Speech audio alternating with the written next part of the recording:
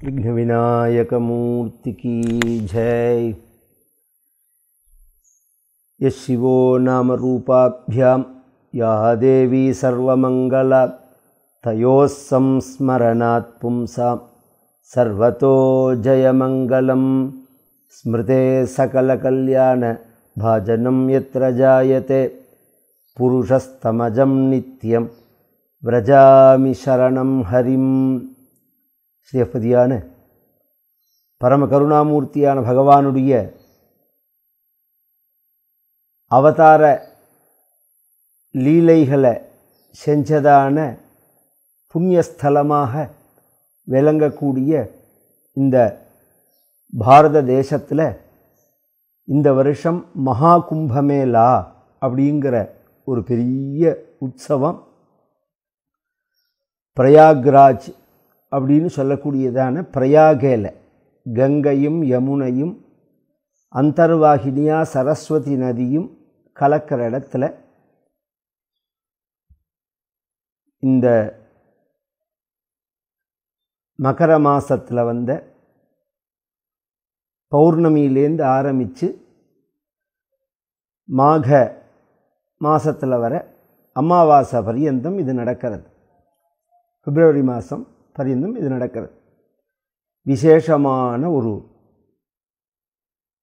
நாட்கள். இதை இவ்வளோ விமரிசையாக கொண்டாடுறதுக்கு என்ன காரணம் அப்படின்னு சொன்னால், பொதுவாக கும்பமேளா அப்படிங்கிறது என்ன, அந்த சரித்திரம் என்ன, அது எப்படி ஏற்பட்டது அப்படிங்கிறத நாம் அறிஞ்சின்றாதான் இதோட விசேஷம் அப்படிங்கிறது நமக்கு புரியும். இதற்கு முதல் பதிவில் நான் சொல்லும்போது கும்பம் அப்படின்னா ஒன்று கூடுறது அப்படின்னு சொல்லியிருந்தேன். கும்பம்ங்கிறதுக்கு கலசம் அப்படின்னு நாம் பொதுவாக இன்றைக்கி வழக்கத்தில் புரிஞ்சுண்டாலும், கும்பம்ங்கிறதுக்கு முக்கியமான அர்த்தமே ஒன்று கூடுறது, எல்லாரும் ஒன்று கூடுறது. அது மாதிரி உலகத்தில் உள்ள அத்தனை பேரும் ஒன்று கூடின ஒரு திருவிழா ஒன்று உண்டு. 17-14 உலகத்தில் உள்ளவர்களும் ஒன்று கூடினார்கள். இப்போ நம்ம ஊர் திருவிழாவில் நாம் மட்டும் ஒன்று கூடுவோம். நம்ம க்ஷேத்திரம், இப்போ நான் திருவண்ணாமலையில் இருக்கேன், ஸ்ரீரங்கத்தில் இருக்கேன், மதுரையில் இருக்கேன் அப்படின்னு சொன்னால் அங்கே ஒரு திருவிழா நடக்கிறது. திருவண்ணாமலையில் கார்த்திகை தீபம்னா திருவண்ணாமலை சுற்றி வட்டாரத்தில் உள்ள அத்தனை ஜனங்களும் வருவார்கள், வெளியூர்லேருந்து ஜனங்கள் வருவார்கள். ஸ்ரீரங்கத்தில் வைகுண்ட ஏகாதசி அப்படின்னு சொன்னால் ஸ்ரீரங்கத்தில் உள்ள ஜனங்கள் எல்லாரும் வந்துடுவார்கள், வெளியூர்கள்லேருந்தும் நிறையா பேர் வருவார்கள்.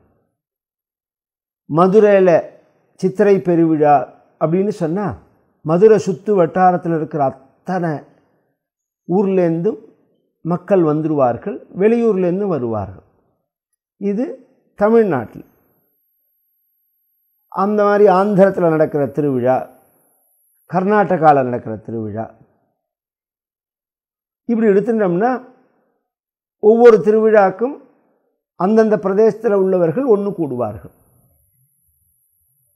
உலகத்தில் உள்ள அத்தனை மக்கள் எல்லாரும் ஒன்று கூடுற திருவிழான்னு ஏதாவது உண்டோ? ஒரு இடத்துல ஒன்று சேர்றதுன்னு இதுவரையில் ஏதாவது நடந்திருக்கும்? நடந்திருக்கான்னு கேட்டால் சந்தேகம்தான்.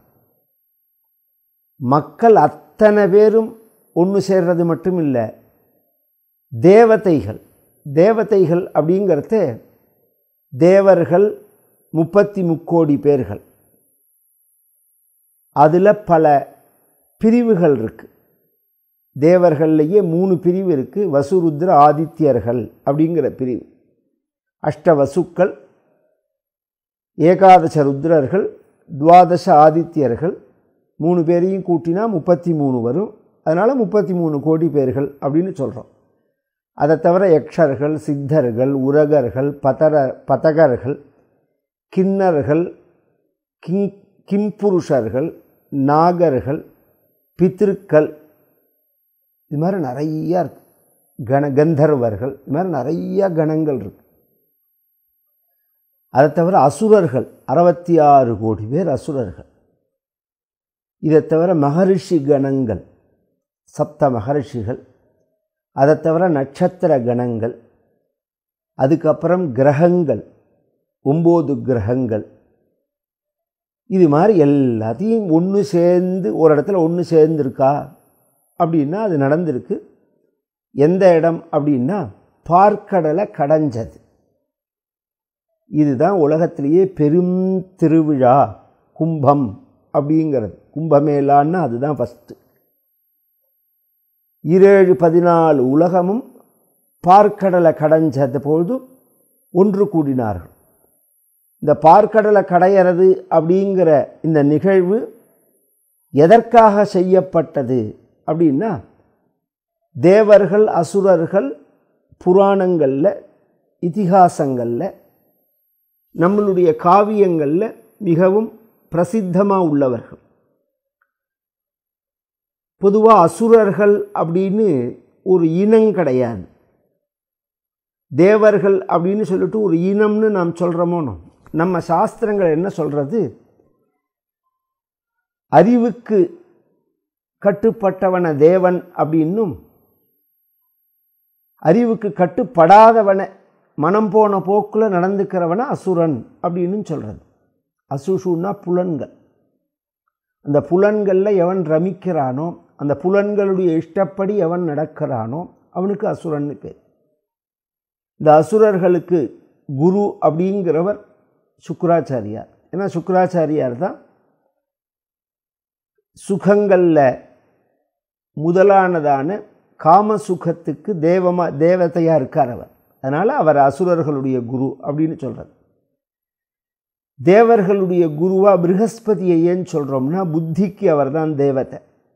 அதனால் தேவதைகளுடைய குருவாக ப்ரஹஸ்பதியை சொல்கிறது. ப்ரஹஸ்பதின்னு பேர் அவருக்கு. இந்த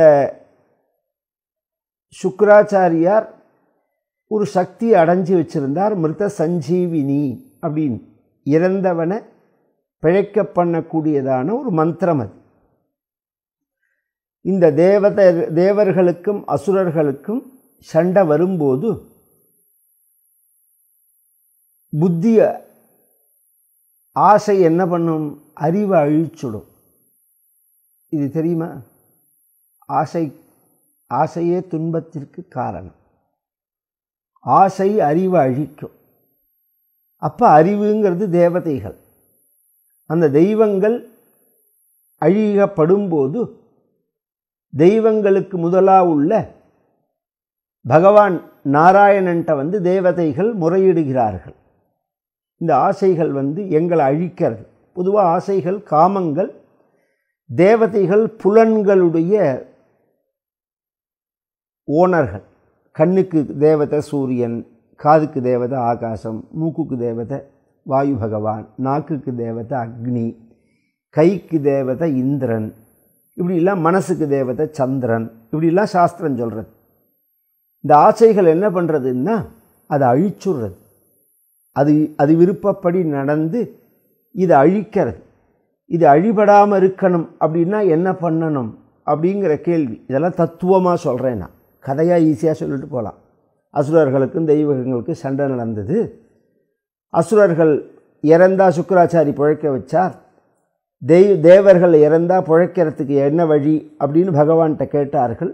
அதற்கு பகவான் பார்க்கடலை கடைஞ்சா அமிர்தம்னு வரும், அந்த அமிர்தத்தை நீங்கள் சாப்பிட்டா நீங்கள் இரவாத தன்மையை அடையலாம் அப்படின்னு சொன்னான் பகவான் அப்படின்னு. உடனே தேவர்கள் பார்க்கடலை கடையறத்துக்கு தன்னால் மட்டும் முடியாது அப்படிங்கிறதுனால அசுரர்களையும் கூப்பிட்டார்கள். அசுரர்களும் தேவர்களும் சேர்ந்து கடையும் போது மந்தரமலையை மத்தாக வைத்து கொண்டு, வாசுகி அப்படிங்கிற பாம்பை நானாக வைத்து கொண்டு இந்த பார்க்கடலை கடைஞ்சார்கள் அப்படிங்கிறது சரித்திரம். தத்துவம் என்ன அப்படின்னு சொன்னால், நம்ம உடம்பே பார்க்கடல். நம்ம உடம்பில் நல்ல சக்தி, கெட்ட சக்தி. இப்போ சொன்ன பாருங்க, அறிவு அப்படிங்கிறது நல்ல சக்தி, ஆசை அப்படிங்கிறது கெட்ட சக்தி. இந்த ரெண்டும் நம் புலன்களை கட்டுப்படுத்துறது. அறிவும் நம்ம புலன்களை கட்டுப்படுத்த முடியும், ஆசையும் நம்ம புலன்களை கட்டுப்படுத்த முடியும். அறிவால் புலன்கள் கட்டுப்பட்டால் நாம் தெய்வமாக ஆகலாம். ஆசையால் புலன்களை நாம் வழி நடத்தினோம் அப்படின்னு சொன்னால் அழிஞ்சு போயிடுவோம் அப்படிங்கிறது தான். இப்போ நாம் அழியாமல் இருக்கிறதுக்கு என்ன பண்ணணும்? அமிர்தத்தை சாப்பிடணும். அந்த அமிர்தத்தை நாம் எப்படி அடைய முடியும்? கடைஞ்சி தான் அடைய முடியும். கடையிறதுன்னா என்ன? நம்ம முதுகு தண்டு இருக்குது பாருங்க, இதுக்கு ஸ்பைனல் கார்டு அப்படின்னு பெயர். இதை சுற்றி 2 நாடி போகிறது, இட பிங்கள அப்படின்னு 2 நாடி. இந்த மூலாதாரத்தில் இருக்கக்கூடியதான அந்த சக்தியை எடுத்து இந்த இடை பிங்களைங்கிற நாடி வழியாக நாம் மேலே கொண்டு போகும்போது சுஷும்னா நாடியும் இருக்குது நடுப்பில். கடையிறதுன்னா அந்த பயிற்சி.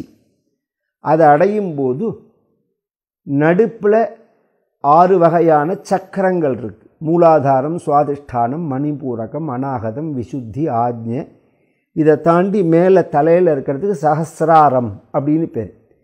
இந்த சக்கரத்தை அந்த சக்தி அடையும் போது, நம்மளுடைய பிராணசக்தி அடையும் போது, குண்டலினி சக்தி கீழே இருக்கிறத அடையும் போது அங்கேருந்து ஒரு திரவமானது சுரக்கும்.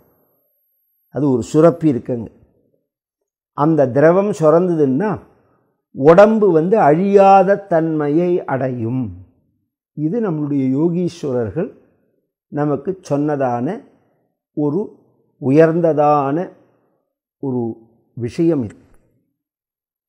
இதை நமக்கு விளக்கறதுக்கு தான் புராணங்களில் தேவர்களும் அசுரர்களும் சேர்ந்து பார்க்கடலை கடைஞ்சார்கள் அப்படின்னு நாம் சொல்கிறது. அந்த புராண கதை என்ன, அதற்கும் கும்பமேளாவுக்கும் என்ன சம்பந்தம் அப்படிங்கிறத வரும் பதிவுகளில் பார்க்கலாம். சத்குருநாத் மகாராஜ் கி ஜெய், ஆஞ்சநேய மூர்த்தி கி ஜெய்.